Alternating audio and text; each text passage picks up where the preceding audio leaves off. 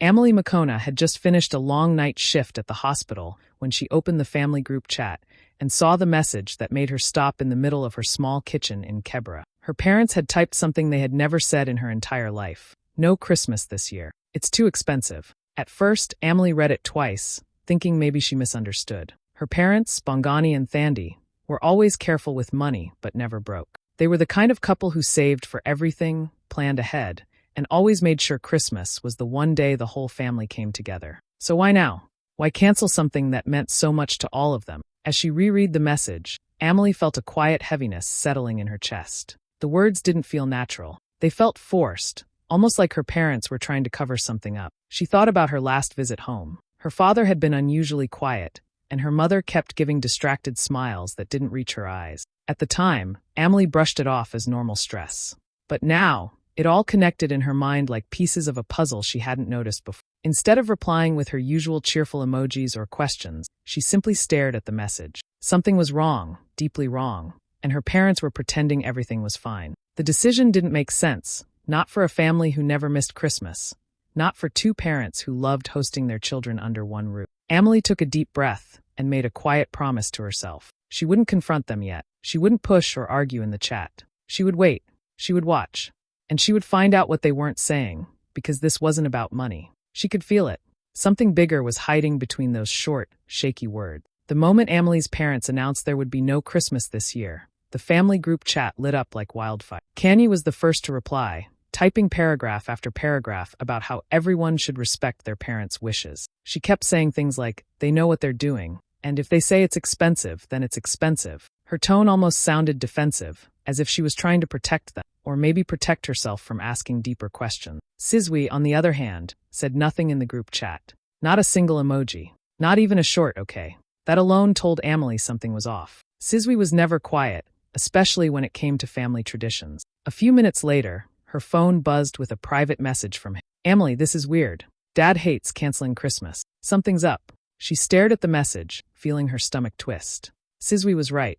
Their father, Bongani, treated Christmas like a sacred family tradition. He would start buying decorations in November, plan the menu with their mom, and remind everyone to come early so they could all cook together. Canceling Christmas was the last thing he'd ever suggest.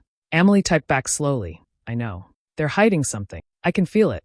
As the group chat continued buzzing with Kanye's long voice notes and their mother's short, vague replies, Emily took a step back and replayed the last few weeks in her mind. She started noticing how many strange things she had ignored. There were the late-night calls she heard when she visited 2 weeks ago. Her father had stepped outside to answer one, speaking in a low, shaky voice like he didn't want anyone hearing. When she asked him about it, he said it was just work stuff, even though he had retired months earlier. Then there was her mother, Thandi, who kept acting cheerful but looked exhausted. She had been wiping the edges of her eyes more often than usual, pretending she had dust in them. Emily remembered seeing her mother's hands tremble slightly when she poured tea.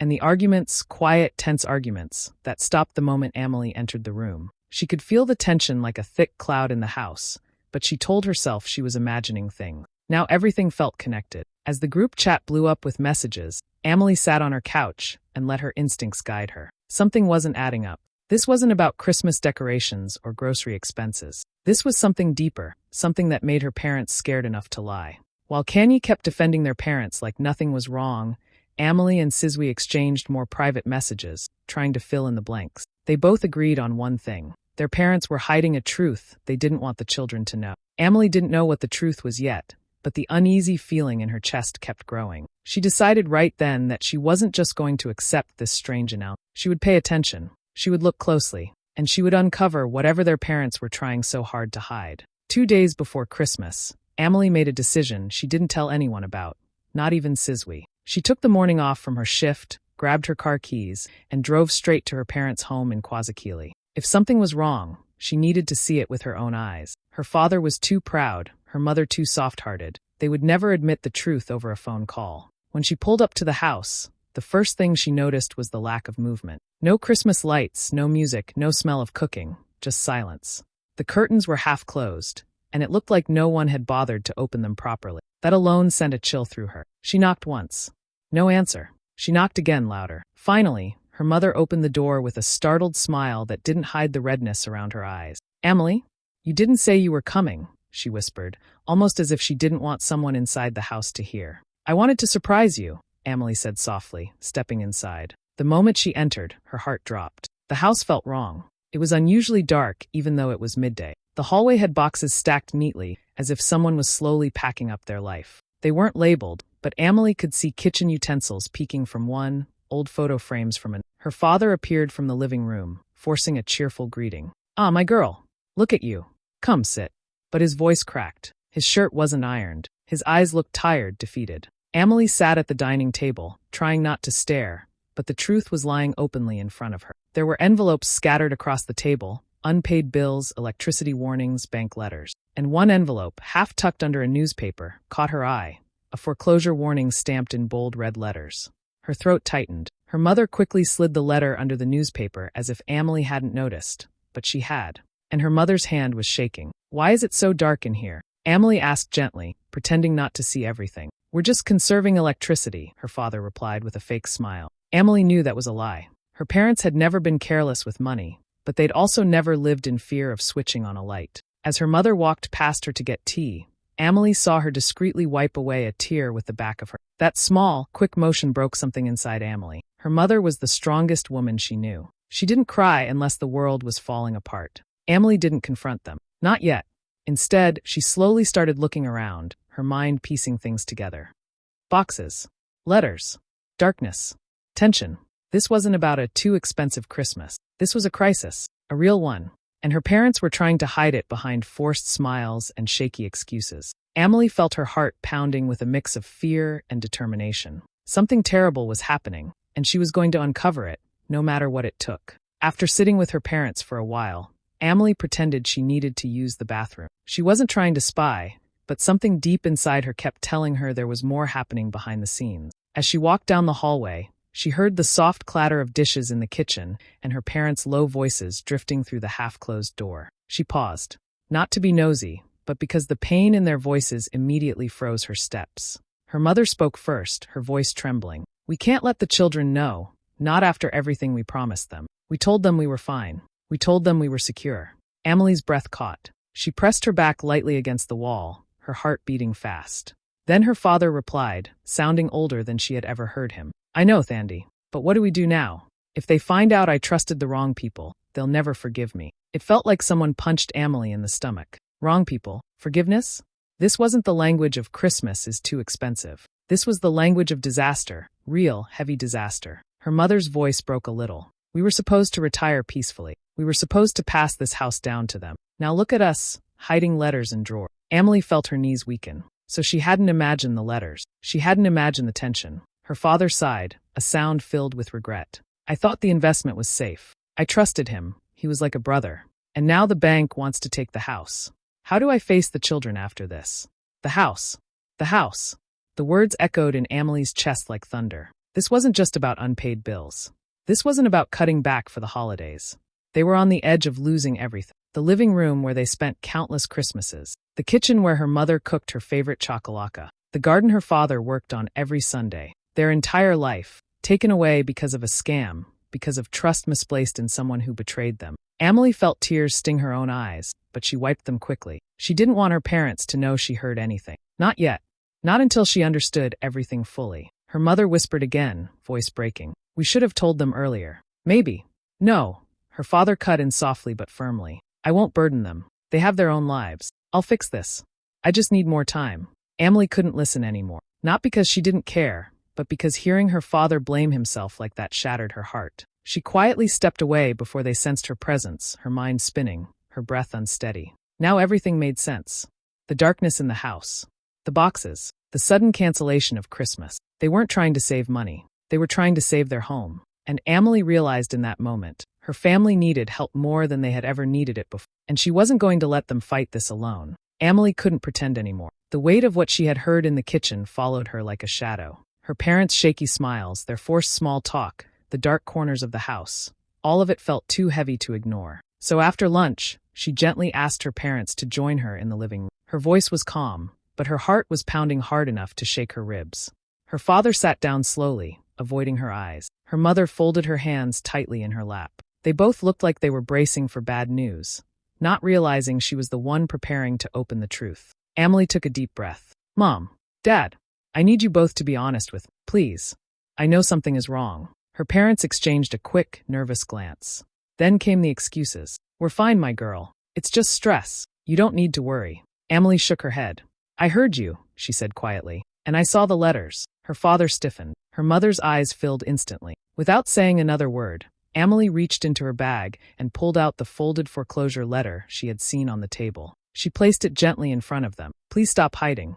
I'm your daughter. I deserve to know. For a long moment, no one spoke. The only sound was the ticking of the old wall clock. Then, slowly, her father's shoulders slumped as if the weight of the whole world finally landed on him. He covered his face with both hands. I'm so sorry, he whispered, voice breaking in a way Emily had never heard. I failed you. I failed this family. Emily reached out and held his hand. Dad, what happened? It took him several seconds before he could speak again. His eyes were red, his breath unsteady. I invested our retirement savings, he said. A friend, someone I trusted, said he was starting a business.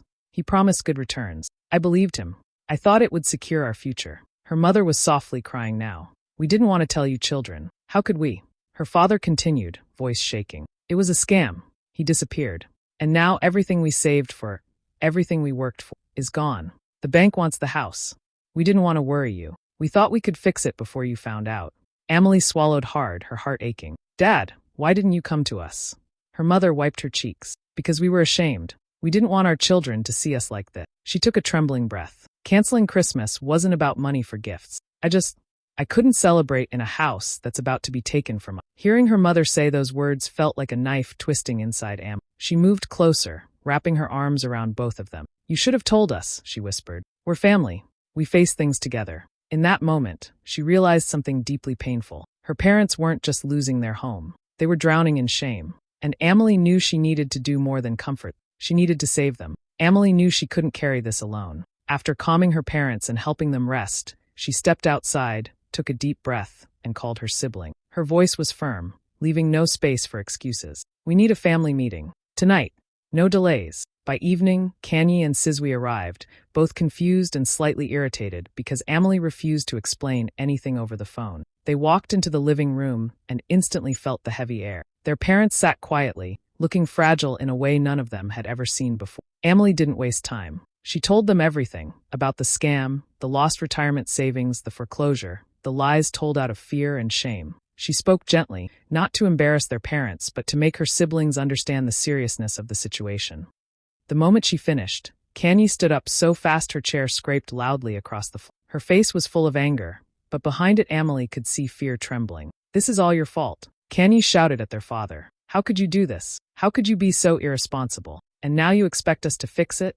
Their father lowered his head, his shoulders shaking slightly. Their mother looked like she was trying not to cry again. Sizwe immediately stepped forward. Kanye, stop. Yelling won't help. But even his voice wavered. He looked uncertain, lost, scared of what this meant for the family. We just need to figure out what to do, but I don't know where to start. Kanye wasn't having it. Why should we help? We have our own bills. Our own lives. This mess isn't ours. Emily stepped between them before the argument exploded further. Her voice was calm, but her eyes were firm. Enough, both of you. This is not the time to point fingers. Dad made a mistake, yes. A big one. But mistakes don't erase love. Family doesn't abandon family when things are ugly. Silence filled the room. A painful silence. Kanye sank back into her chair, still upset but no longer shouting. Her breathing was uneven, like she was trying to control the storm inside her. Sizwe rubbed his face with both hands. I want to help, he said quietly, but I honestly don't know what we can do. This is huge. Emily nodded, her heart aching. We'll figure it out together. Even if we can't fix everything, we can support them. They need us. But inside, Emily felt her own fear rising. Her brother and sister didn't know the whole truth. Emily herself had no idea how to fix this. She didn't have much money saved. Her job paid enough to survive, not to save a house. She was playing the role of the strong one, the peacemaker, but deep inside she felt like she was standing on shaking ground. Still, she couldn't show that. Not now.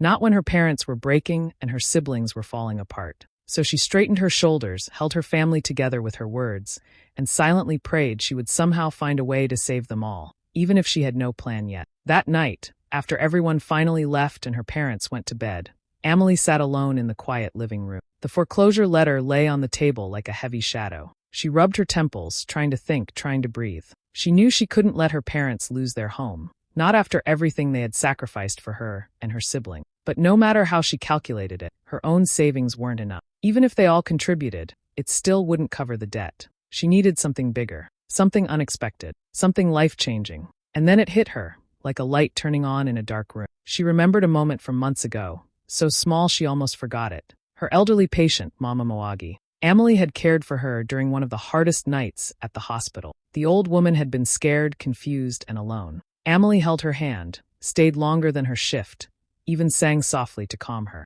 When Mama Mawagi's son, Kutluwano Mawagi, arrived, a powerful businessman with a reputation across South Africa, he had been shocked by Emily's kindness. As he walked her out of the ward that morning, he said a sentence she had brushed off at the time. "If you ever need something, you come to me." Back then, she simply smiled and thanked him. She never thought she would actually need anything. But now, her family needed saving. The next morning, Emily didn't tell her siblings or parents where she was going. She dressed neatly, tied her braids back, and took a taxi to the Mawagi family estate in Summerstrand. Her hands were sweating, her heart beating hard, but she reminded herself she wasn't going to beg, she was going to try. Kutluwano welcomed her warmly, offering her tea and a seat across from him. He noticed the tension in her face immediately. "You look troubled, Emily. What's wrong?" She didn't sugarcoat anything. She told him about the scam, the foreclosure, the shame her parents carried, the stress tearing her siblings apart. Her voice shook, but she didn't hide it. She spoke as a daughter desperate to protect her family, not as someone looking for charity. When she finally finished, she looked down, preparing for a polite refusal. But instead, Kutluwano leaned back and said, "I knew you were a good nurse.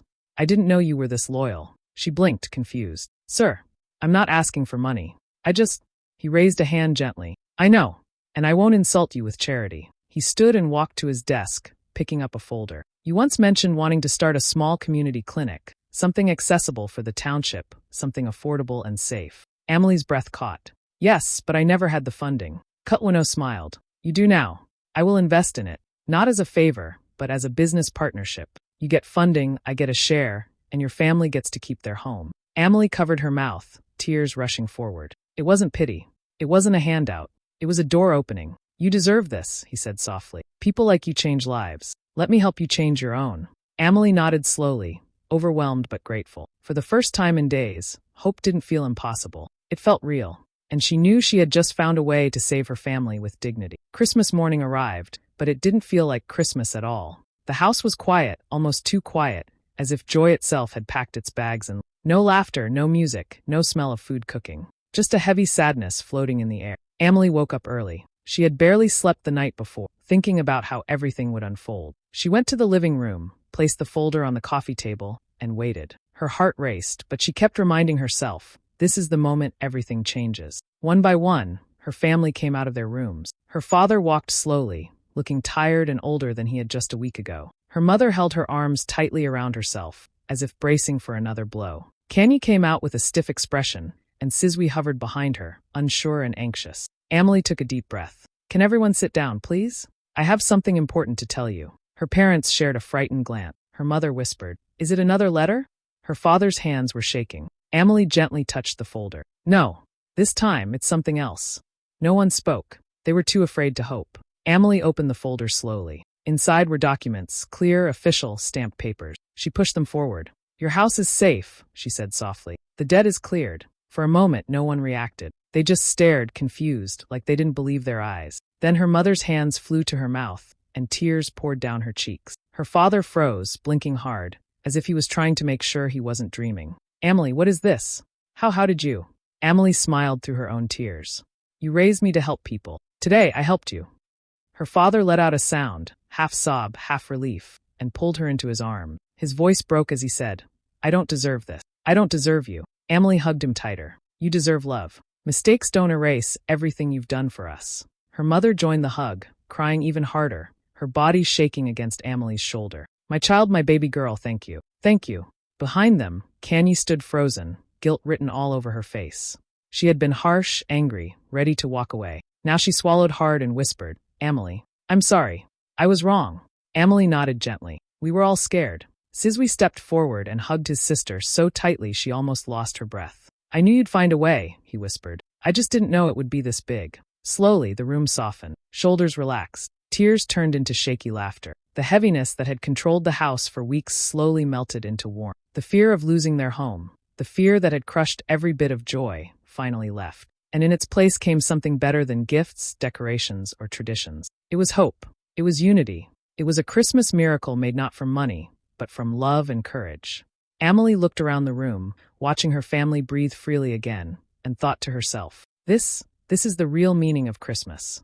After the initial relief of knowing their home was safe, Amelie gathered her family in the living room. The air was still thick with emotion, tears, relief, and the quiet aftermath of weeks of fear. She took a deep breath and spoke gently, her voice steady but full of warmth. Mom, Dad, I need to tell you something important. Her parents looked at her, still trembling, unsure what more there could be after everything that had already happened. Amelie continued, Next time, don't hide your burdens from us.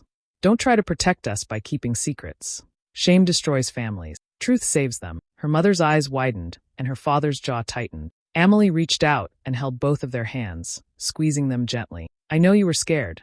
I know you didn't want us to see you struggling, but hiding the truth almost made things worse. We could have faced this together without fear. We could have helped sooner. Her father let out a long, shaky breath. Amelie, we were afraid, he admitted quietly, not of losing the house, but of losing respect, of failing you and your sibling. We thought, if we admitted our mistakes, you would see us as weak. Her mother nodded, tears streaming down her cheeks. We were more afraid of what others would think than what was actually happening. We thought we were protecting the family by carrying the shame ourselves. Amelie's heart ached, but she smiled softly. I understand. I really do.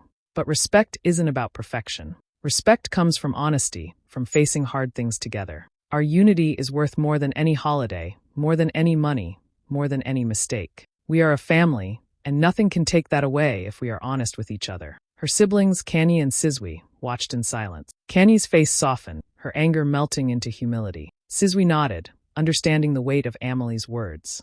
Even her parents, still teary-eyed, felt the relief of finally speaking openly, of letting the truth breathe in the room. Amelie took a deep breath and added, We can celebrate Christmas, yes, but even more importantly, we can celebrate each other, and the fact that we faced this together. No more secrets. No more hiding. That's the gift I want us to carry forward. For a moment, no one spoke. They just sat there, staring, letting the words sink in. The room felt lighter now, as if the fear and tension of the past weeks were slowly evaporating. Her father finally whispered, voice full of emotion, Amelie, you've taught us more than you know. You've shown us courage and love we forgot we had. Her mother's hands trembled in Amelie's, and she said softly, We will never hide from you again. We promise. Amelie smiled, a quiet, heartfelt smile that warmed the room. Good.